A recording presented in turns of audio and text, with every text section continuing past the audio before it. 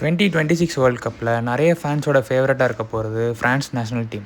ஃப்ரான்ஸோட current head coach Didier டெஷாம்போட கடைசி world cup அப்படிங்கிறதுனால இது ரொம்பவே இம்பார்ட்டண்ட்டாக பார்க்குறாங்க ஃப்ரான்ஸில். இந்த வேர்ல்டு கப்புக்கு அடுத்து ஃப்ரான்ஸோட கோச் யாருன்னு நான் வந்துட்டேன்னு சொல்லு, திரும்பி வந்துட்டேன்னு. ஸோ தலைவர் ஜீசு கையில் டீமை கொடுத்துட்டு போகிறதுக்கு முன்னாடி ஒரு வேர்ல்டு கப் பிடிச்சி கொடுத்து போகணுங்கிறது தான் டெஷாம்ஸோட எண்ணம். பட் அதுக்கு அவருக்கு முன்னாடி இருக்கிற பெரிய சவாலாக தலைவலி அப்படிங்கிறதுனால வச்சுக்கலாம். என்னன்னு பார்த்தீங்கன்னா டீம் செலெக்ஷன் அப்படிங்கிற ஒரு விஷயம். வேர்ல்டு கப்பில் ஃப்ரான்ஸை ரெப்ரசென்ட் பண்ணி ஆட போகிற அந்த 26 பேர் யார் அப்படிங்கிறத செலக்ட் பண்ணுறது தான் டெஷாம்ஸ் முன்னாடி இருக்கிற மிகப்பெரிய சவால் அப்படின்னே சொல்லலாம். சும்மா இல்லைங்க, யாரை எடுக்கிறது யாரை விடுறது அப்படிங்கிறத மாதிரி ஒரு பெரிய தலைவலியே காத்திருக்கு. அட்டாக்கிங் லைனில் பார்த்தீங்கன்னா கேப்டன் கிலியன் எம்பாப்பே விளையாடுறது 100% ஷுவர்.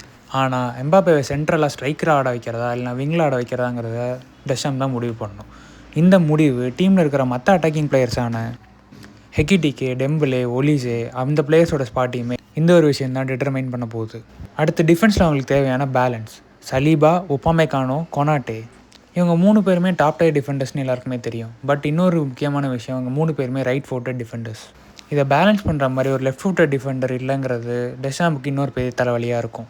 அதே மாதிரி லெஃப்ட் பேக் ஸ்பாட்டில் அவர் அட்டாக்குக்கு ப்ரையாரிட்டி கொடுக்க போகிறார் இல்லை டிஃபென்ஸுக்கு ப்ரையாரிட்டி கொடுக்க போகிறார் அப்படின்றத நம்ம பொறுத்து தான் பார்க்கணும்.